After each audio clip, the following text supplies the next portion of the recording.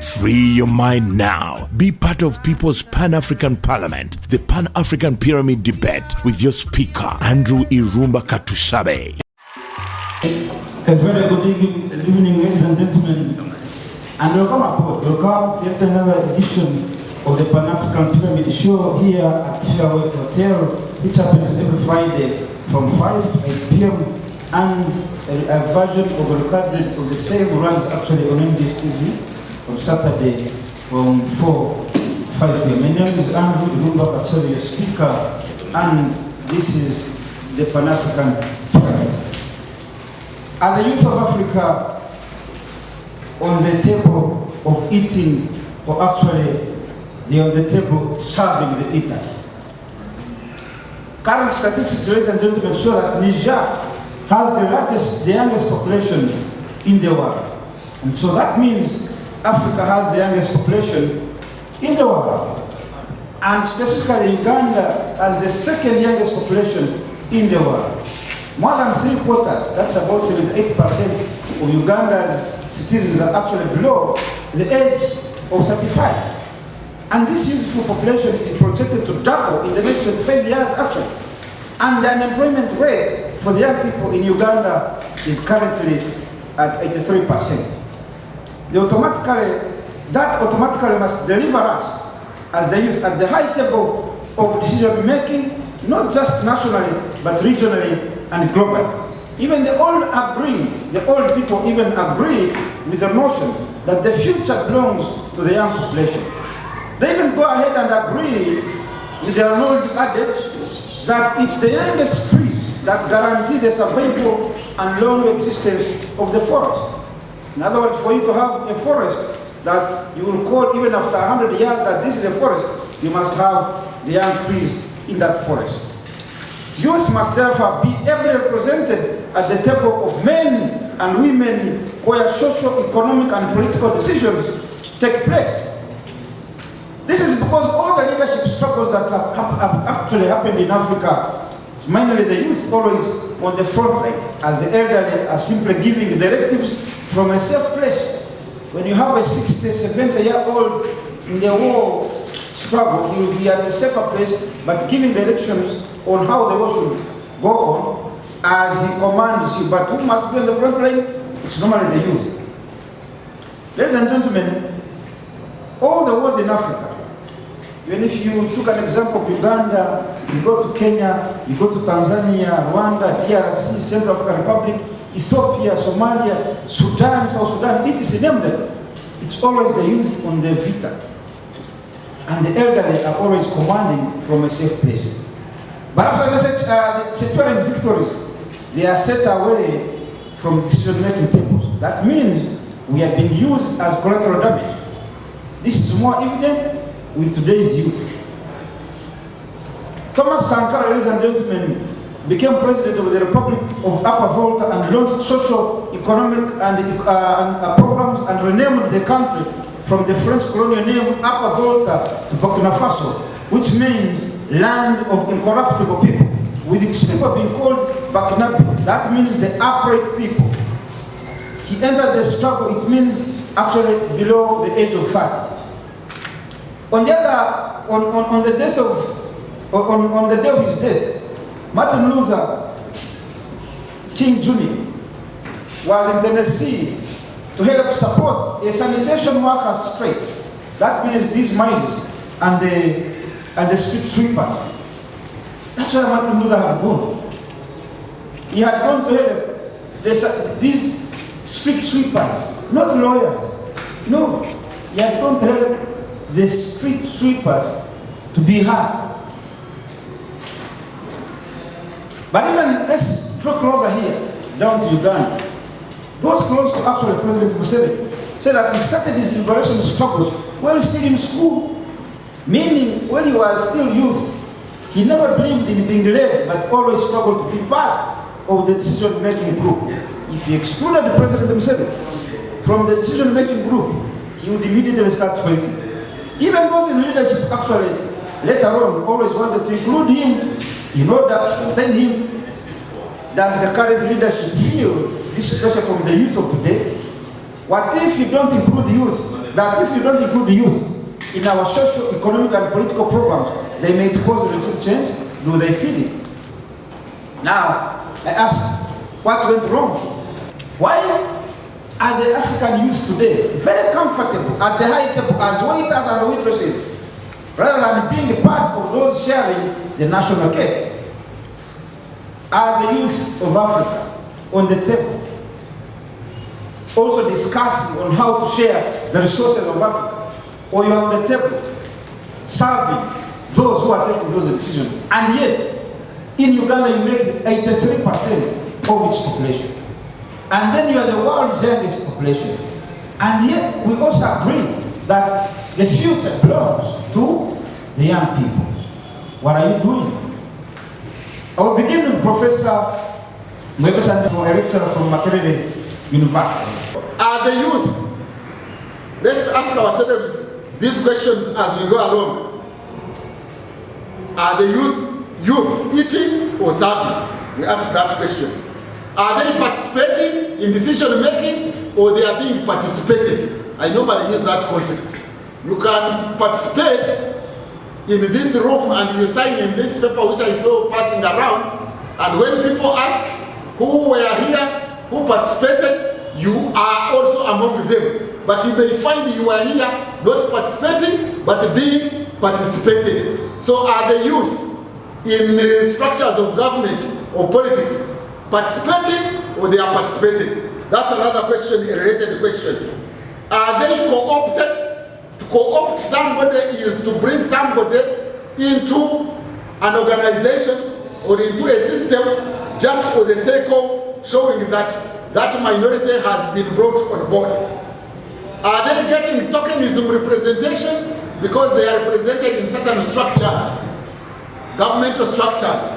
But is that representation for real, or it is for tokenism, just to give the appearance that you are participating when actually you are not of consequence at the end of the day? If we go into history, we find that the youth in Africa, we are now talking about Africa, we are very active in shaping the political developments in Africa at independence. The Nkrumahs, the Nyereres, the Obotes, all these people were young by and large. They formed the youth wings of their political parties, and I think they had an impact. They shaped the events. Sometimes when those organizations they had joined could not stand up to their expectations, they formed new ones.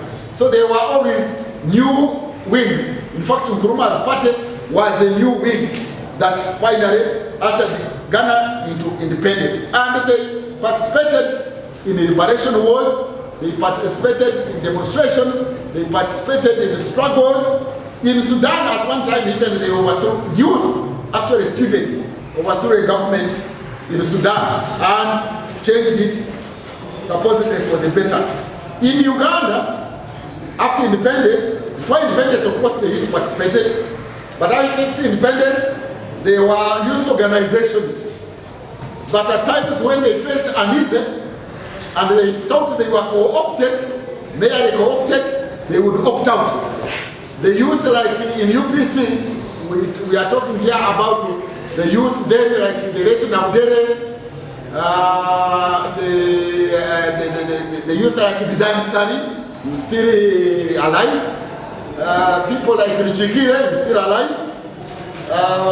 People like Chinchumusoke, they were youth wing of UPC and they were very active, but maybe when they thought that they were being used, they opted out. But even later on, the youth like the Rugundas also participated, and at times when they felt that they did not have enough space to voice their concerns, they went out.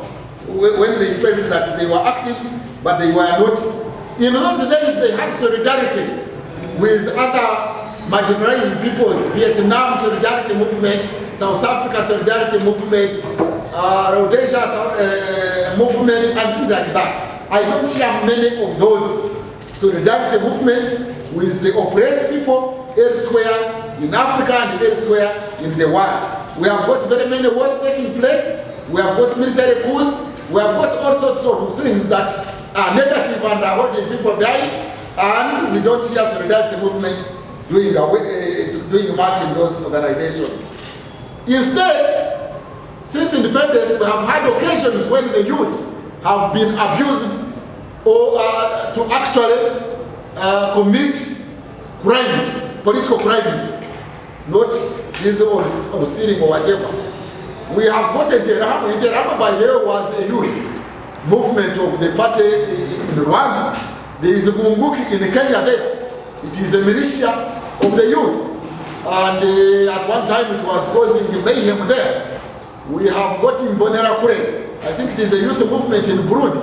I don't know what they are doing. I think there is one which I don't get its name in Rwanda called Inore or something like that. Youth movements. There are different youth movements around. In Uganda, we had the UPC Youth Wingers. We had the Uganda Young Democrats. UID. I don't know why they are silent these days. But there was Mwambutsya. Those were youth, but not necessarily of the mainstream party. But let's now talk about the youth in structures of the state. It is not true that the government say in Uganda has neglected the youth outside, has kept the youth outside the structures. The problem is not so much of being left out from the table, but the problem is being on the table and serving and not eating. In other words, not making decisions. There is in Uganda an organization called National Youth Council. Are we together? Yes. How many of you feel its presence in Uganda? If it was not there, what would Ugandans miss? If you are not careful, some of these spaces are created not for you to participate effectively, but to control you. Remember the statements I gave at the beginning? I talked about tokenism. I talked about co-optation. I talked about being participated. I talked about eating and not serving and not eating. So, nobody, all governments all over the world, or all states, or all authorities, they normally co-opt. Co-opt is to bring in so that you can control, so that you don't speak. Because when you are outside, you are likely to speak. So you are brought in. So the youth, when they are in these structures, political structures, they should be aware that part of the reasons why they are brought there is to be silenced, is to be participated, is to be controlled, is to be co-opted. And therefore, they should be aware and guard against being co-opted. And we have shown examples of co-option and being guarded and serving and not eating. Serving in the sense that you and the youth all over Africa and in this region have been abused. They have been used to kill their fellow citizens. They have been used to throw stones at their colleagues. They have been abused to do all those negative things. Instead of going to these spaces in order to influence policies. Why does that happen? It happens because the youth have not sat down to identify their mission. The youth in African politics on the table eating or serving? The youth in African politics on the table eating or serving? Are we serving the eaters? Or we're also being served to eat? Exactly. I would like to say this, that the current youth in Africa are very deranged. Very deranged. Out of focus for various reasons. The state has contributed and they also have contributed. And I want to acknowledge that this audience here of the Pan-African Pyramid is a very different youth group. Not so? These are youth who have come here to listen to African values. You are not the youth I'm going to talk about. Because there are many youth out there at this very time. They are betting, they are drinking, and they are drunk. If all youth were to be like you, the youth of the Pan-African pyramid, then this nation will have a future. Two things the youth need to do. One, be a complete youth. Be a complete youth. And I want to have a very open invitation to African families and African parents listening to me. If you cannot bring up your children as African children, and you cannot bring up your children as Christian or Muslim children, others as children of faith, then this particular topic will not make sense in your house. There is no youth who is going to play a meaningful role in the politics of Africa if that youth does not know himself or herself and does not have spiritual direction. I want to give you a direct example. Spiritual direction, you mean the African spirit or yes, African spirituality. They adopted Christianity? Not, Christianity is not adopted, Mr. Speaker. Don't take me in that direction. Christianity is a very African religion. We shall have a debate on that. You know the Maata declarations, the 42 principles, which was copied into the 10 commandments. You have forgotten, Mr. Speaker, that Christianity was revealed in Africa. Christianity was a religion revealed in Africa to a group of Africans headed to Canaan, Egypt. The word Egypt placed there Africa. This is just a perversion. Okay. The thing is that everything began here. In Africa, civilization began here, humanity began here, agriculture began here. An African youth who is going to make sense in African politics must be well groomed. I want to give an example of our current president. I want to, Mr. Ndebesa, this is your classmate. No. Schoolmate. No. Friend? Yes. Aha. But it's not contemporary. Exactly. So, what, if you look at the president, look at the president. How was the president groomed? Mr. Speaker, in your opening remarks, you said he is a person who in secondary school determined that he would be president. Mr. Ndebesa, you mentioned that a youth has got to know his mission in life. Our current president, as a secondary school scripture union student, already determined that he would be president to lead this country on a Christian path. Now compare that to other politicians. Look at the upbringing of Museveni, a Christian mother distilling discipline in his child. The name was Kokundeka, a prayer warrior. Look at the upbringing of Idi Amin. What was the mother?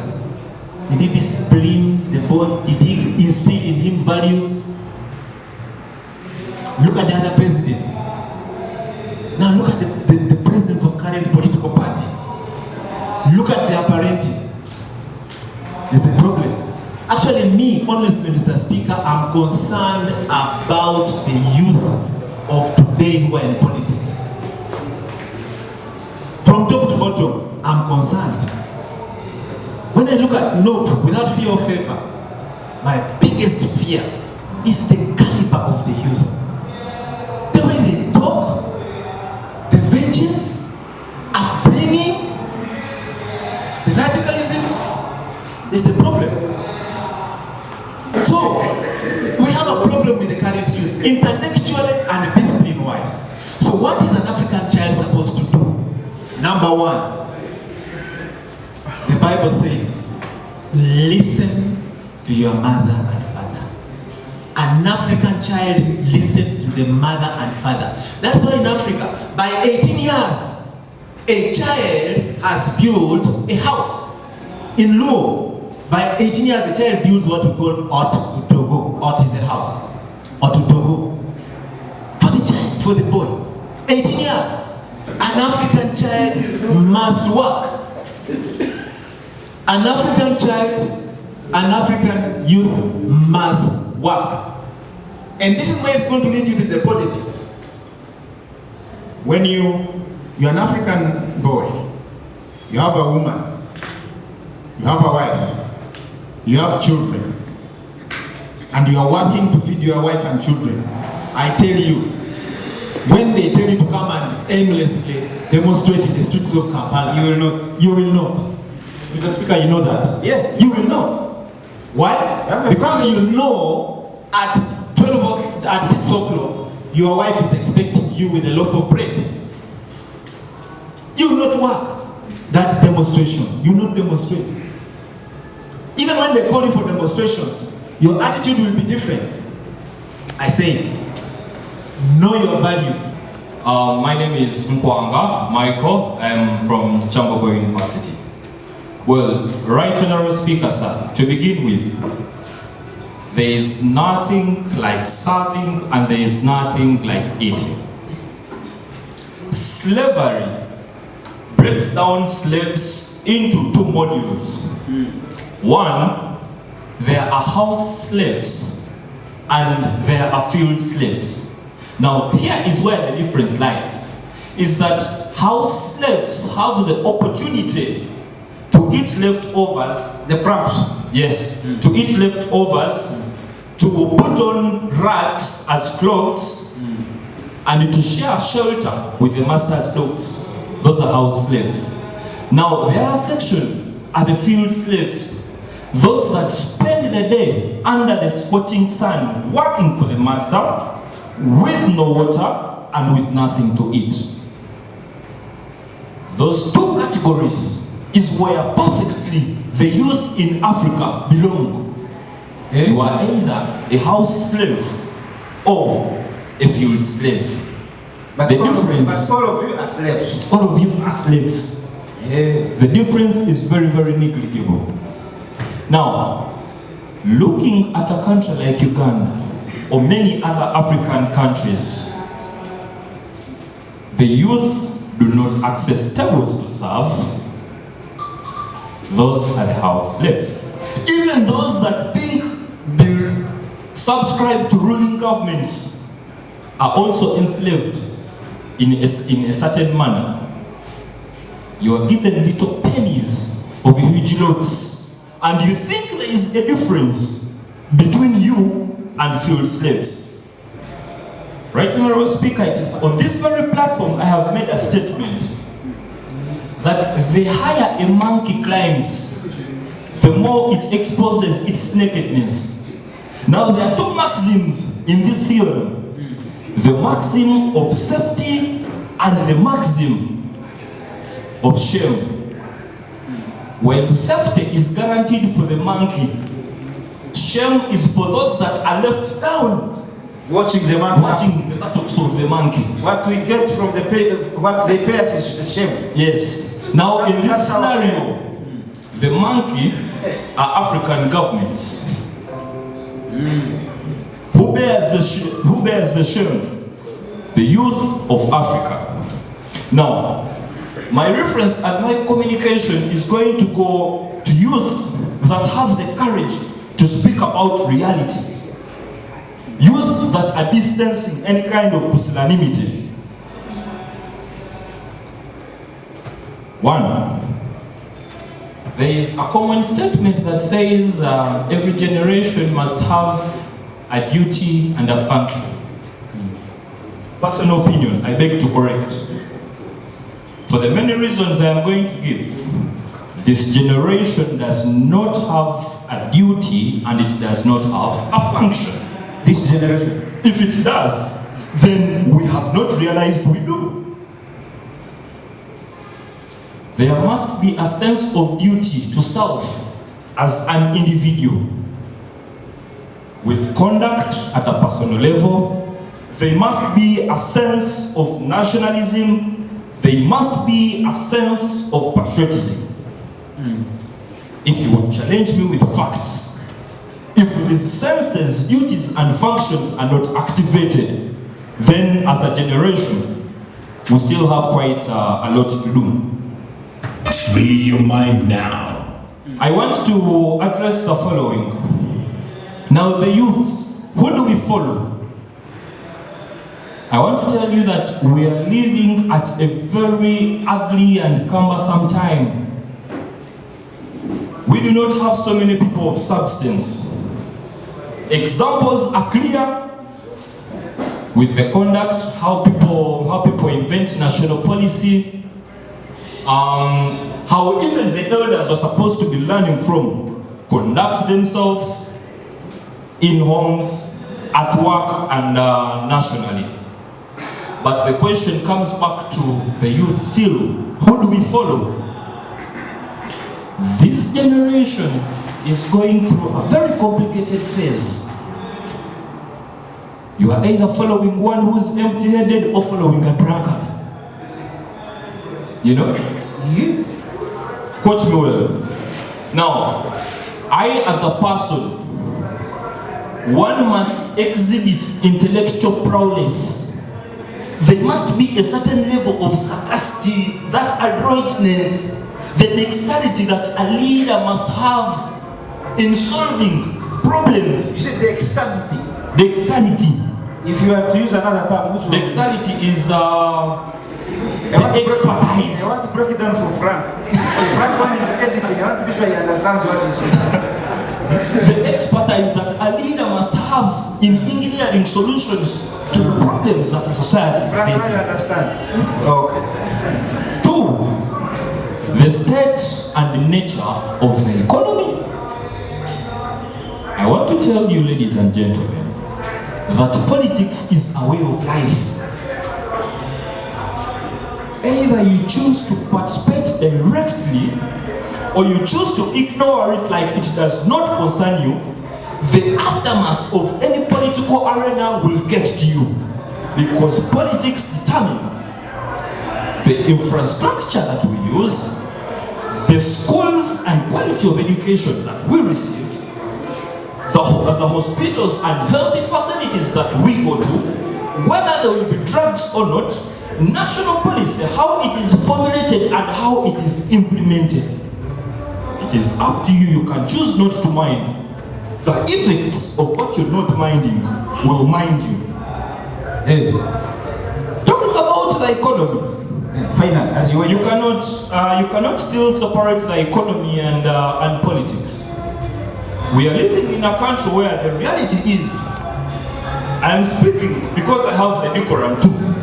I am a former aspiring guild president at Jambogo University.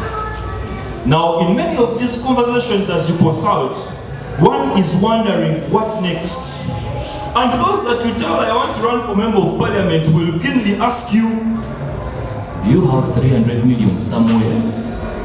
Now, that is where we are at. Where do people want you to participate if they have so much crippled the economy, in that for one to run for parliamentary elections, you must have lots of millions at hand. Still, the nature of the economy, the government has had quite a number of programs, very many programs, to empower the youth and to ensure that there is money in circulation for the youth to also benefit. And I want to tell you that many of these programs have failed. Many of these monies have been eaten. There was Bonawa Gagawale, that Kamani was eaten, and we know. There was in Pandikwa, the Kamani was eaten. There was Youth Livelihood Program, the Kamani was eaten. There was the Community Development Association money, it was also eaten. There is now the parish development model, and before too long, the money is being eaten. And embarrassingly, even when there was money that was allocated to the anti-corruption unit, the anti-corruption money was also corrupted. That is where we are now. Style of governance. Now, all this must thrive under a democracy. For starters, if you want youth to actively participate, they participate under certain conditions. Which conditions government must avail? 1, democracy. What we have in Uganda is not a democracy. What is it? It is a democradula. A democradula is a mixture of democracy and dictatorship. In fact, In Mexico, Mexicans call it the Apertura Democrática. Yes. As the Spanish now beginning to contrast between what is a democracy, a democradura, and a dictadura. Frank, have you understood? No. Break down. Well, what do we do? Lastly, as I conclude, Because conclude you must. we must challenge the status quo as youth. That's the solution. We must challenge the status quo. For as long as we still have laws that persecute the trivial many and protect the vital few. Clearly, our topic, are we serving or we are eating? Now, today's youth know that to access certain positions is not for service, but to eat. And yet, in the back of my mind as an African youth, I know that leadership, a leader must live simple, so that those he leads simply live. A leader must live simple, so that those he leads simply live. Hey. For as long as you have leaders, high-profile leaders, that will take mabati and not be penalized. Leaders that will take food that belong to the vulnerable poor and they will not get persecuted. What is the lesson? My brother had a video on Sunday. This young boy has always wanted to be a doctor. So this time when I asked him, he tells me, I do not want to be a doctor anymore. The money comes in slow. He mentioned a position. I'll refrain from mentioning. When I asked for his reasons, he said, one, you get a lot of money. Two, he was challenging the fact that someone holding that position actually took mabati. He told me it was better to take huge sums of money. Now this is a boy in P5. That is where we are headed. I am an education. You taught your brother in P5 really to understand so much. I did not teach him. I did not teach him. He has only watched TV, so people take mawati and that job's working. I am an education revolutionist that believes that uneducated mass must know why and how they must revolve. The youth need to attain education at all costs. At all costs. We must invest in learning, whichever way. A learned population is easier to work with. A learned population easily implements policy. A learned population adds to a nation. Then to the youth, there must be a political interference. Our political arena at this time is filled with very many political dabblers. Dabblers? Amateurs. Dabblers? Okay. Amateurs. We use amateurs. Frank, I use amateurs. That have been tainted with a certain level of dilettantism. Dilettantism. Dilettantism. Which word can we use instead of Dilettantism comes from people that are dilettant. Dilettant. Have you met people that do not know but claim they know? Oh, masquerader. That group of people, the masqueraders. Now, Frank, I understand. Oh, Now, lastly, the youth. The other term is wayseekers. Then lastly, the youth. Nothing for us without us is for us. Thank you. I want to challenge Professor Alenyo. Nothing for us. Nothing for us without us is for us. If you come up with a program and say it is going to benefit the youth, then why don't you bring me on board? Involve them. Yes, involve me. We do not want money. We do not want food. We do not want petikobo. Handouts. We do not want handouts. We want jobs to fend for ourselves. We want opportunities to get involved. We want hooks and nets to fish, because I anticipate that a time is coming, and so soon, when youth, regardless of their political affiliations and ideological differences, whether you're NRM, whether you're NUP, whether you're FDC, when we are going to hold hands, engineer solutions, go one direction, and fight for each other to survive, to thrive, and to succeed. How do you eat food which you have not prepared?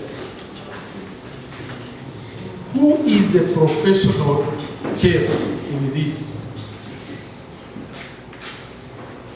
Because you see, in 21st century, should not just lament. Mr. Speaker, sir, let me take you through. If you want a vibrant young African to participate in leadership, with all the available laws and positions they have, for instance, the April said you have a youth council.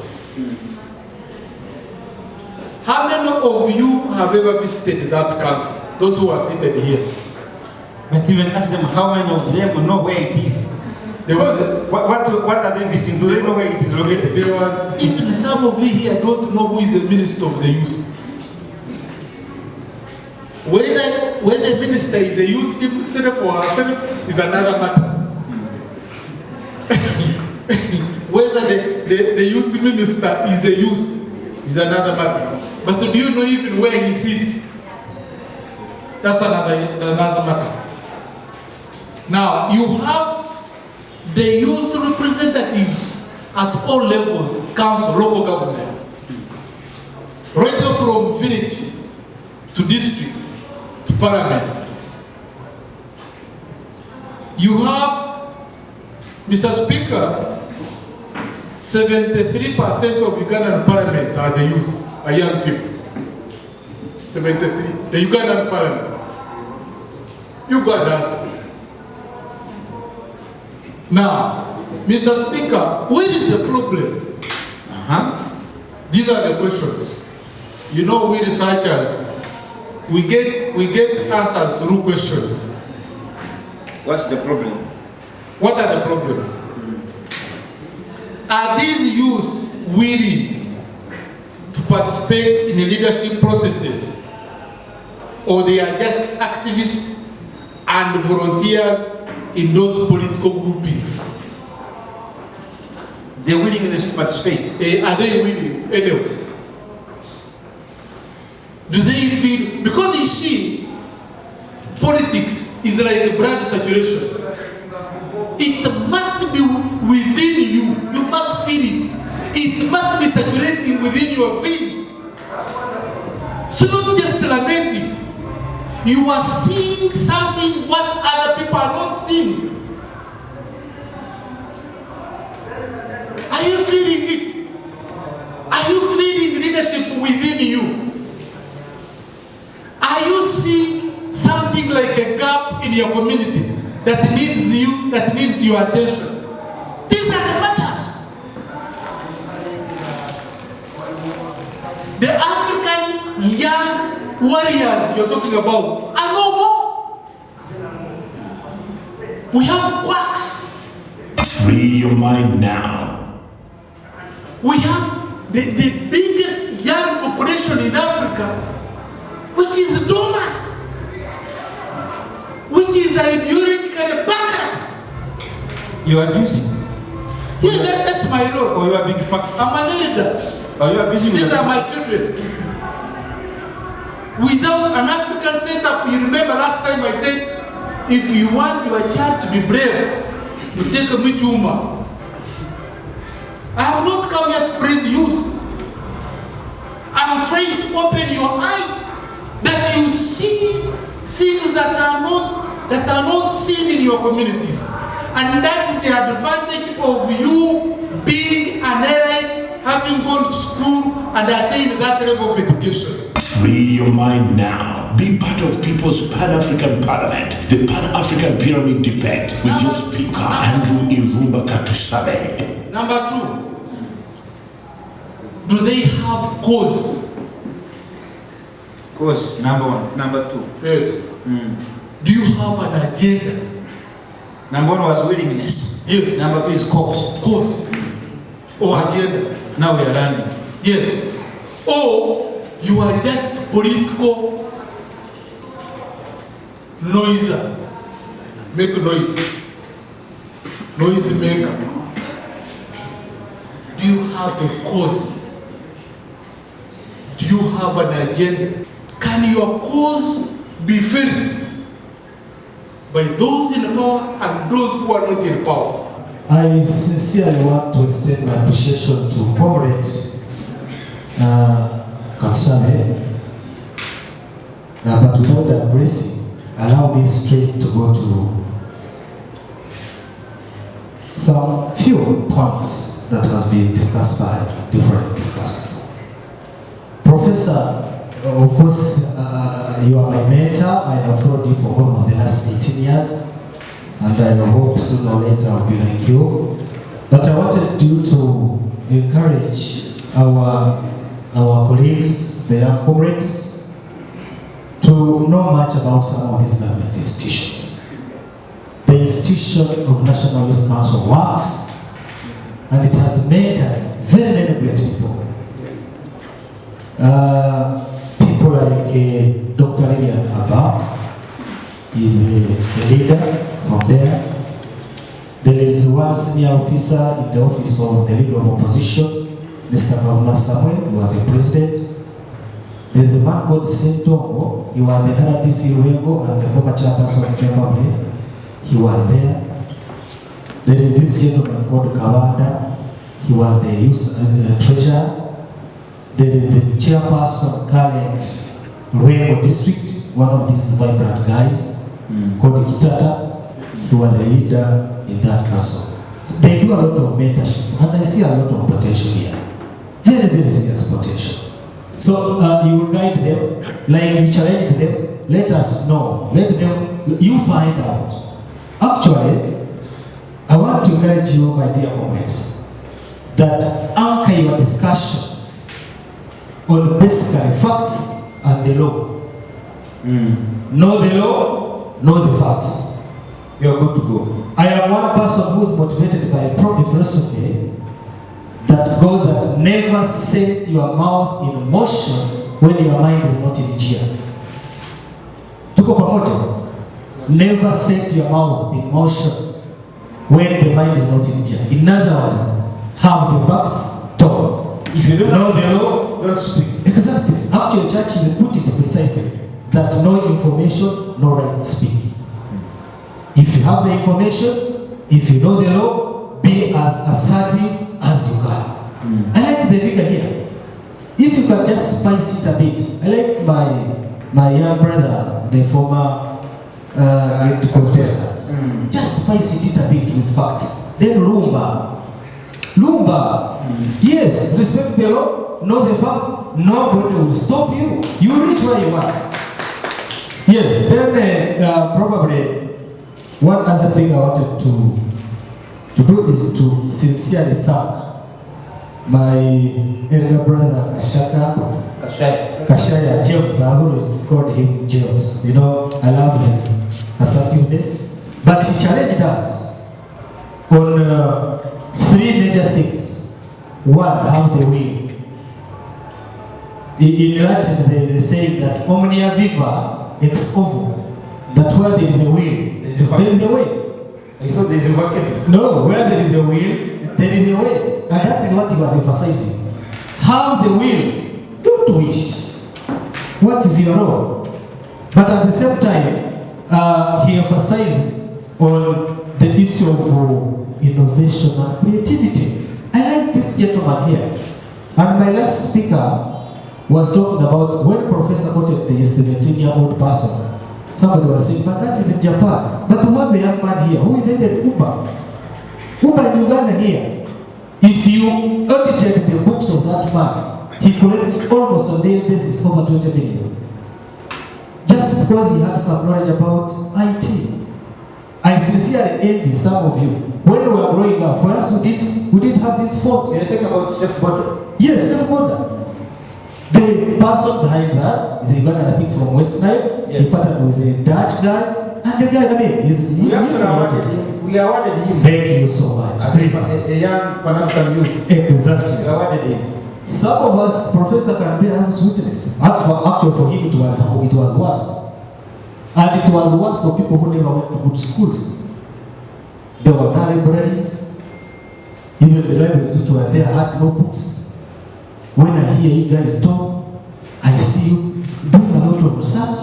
But now what kind of research are you talking about? And that is what my elder brother James emphasizes. Be innovative. Because you move with the libraries. There is nothing virtually you can get on these phones. Research content, research that can build you, innovate, and cause a multiplying effect. Because if you don't, we shall categorize you, some of us who are in the academics, we shall call you just a mere demagogue. You talk and the hills will move, but it's mere rhetoric. We need content. We need content. There is much I will talk, but I don't want to take the position of government because there are some facts which of course were a little bit exaggerated. My brother and leader, there's nobody who has eaten that money because that money has not been given at all. It is still at the sample level. So that is the facts I wanted to. But I want to sincerely thank you and I want to empower the youth. One, avoid crime. But don't subscribe, don't compromise your conscience. Keep your conscience, but avoid crime. And lastly, live a healthy life. I wish you thank you. But one person said, while the continent has undergone significant political and social change, patriarchy and gerontocracy still permeate political institutions in ways that disadvantage young people relatively lacking in social and political capital. Youth find themselves on the periphery of power even while acting as voting machines and petitioners or people who act in parties.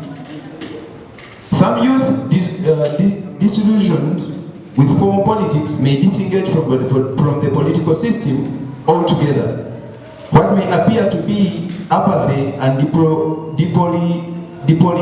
depoliticization represent a conscious move away from traditional arenas of political parties towards other forms of engagement with society and global world. My dear youth, let no one lie to you that you few. You're many. A person can tell you that young people at 80% and below and tell you that youth between 15 and 30 are only 30%. You want to tell me that 50% was born yesterday? Don't be lied by these people. We are many and we hold a large stake for our country. But we have been lied by the people whom we call that they are so wise and professors and whatever they call themselves. They have been used by governments to put us in small buckets, to make us think that we lack energy, that we lack power to change the status quo. Break the chains in your mindset and you know that you have power and you're many enough to change what they think is right when it is wrong. Words can't change what is right, but numbers speak the most. We saw what happened in the recent elections when a certain person who claimed to be a youth came into politics. You saw what the word masses mean when I speak about the word youth. Young people's political activity has often been both circumscribed and co-opted by other political actors and political parties and governments in Africa often exclude young people from meaningful participation in governance system, but recruit them to fight dangerous political wars. When a certain leader from a political party wants to fight his wars, he will call upon the youth. Who will die? They will be the youth. What should we do as youths? Collateral damage. We've lost a lot of young people with energy. I heard a person speaking about youth in Makerere killing another person. These were political parties oriented. It wasn't a youth killing another youth. It was a person from a certain political party killing another person from another political party. That was the issue. It wasn't a youth killing a youth. They were they were engineered by political parties.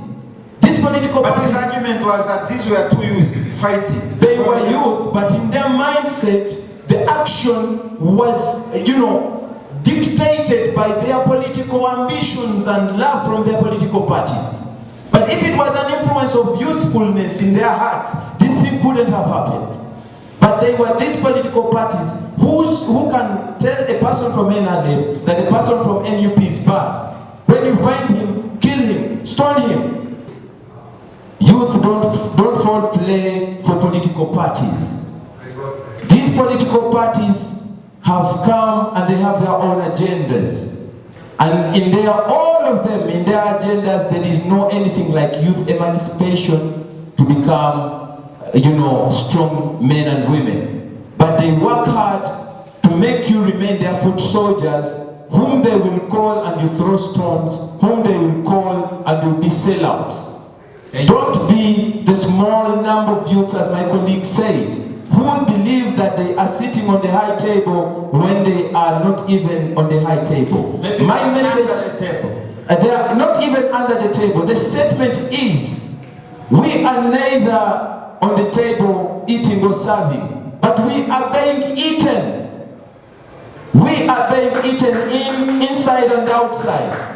We should form a political party which is there for the youth, by the youth, leading with the ideology of youth. We've seen the Prime Minister of Canada, who is a youth. We've seen Jacinta, who was a young person. We've seen, he wasn't a youth for Canada, but he was a young person. We've seen young leaders taking their countries to a certain level. We can do that. My name is Douglas Mugenyi. The first reason as to why I would not agree with the topic, whether we are on the table serving or eating, Honorable Ibrahim Semujumanda of Chiramu Municipal says, back then I used to listen to the Memeza on Capital FM, and he used to say, there are those people who are on the table serving, eating, there are those who are serving, and there are those who are outside on the veranda waiting for the leftovers.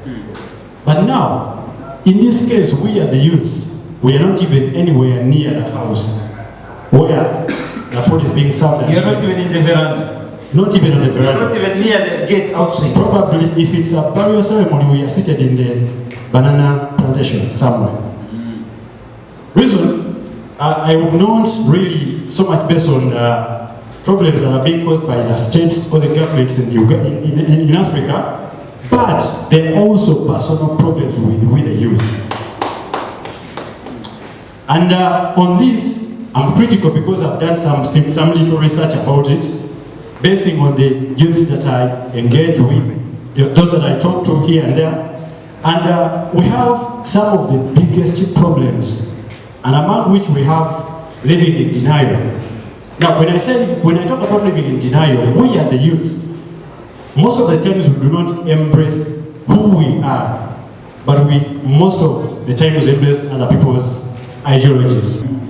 I think I'm just going to list these ones. Now, we have another issue of not being included or called upon to participate in these different activities. I'll use an example of the talk shows, political talk shows on the TVs and radio stations.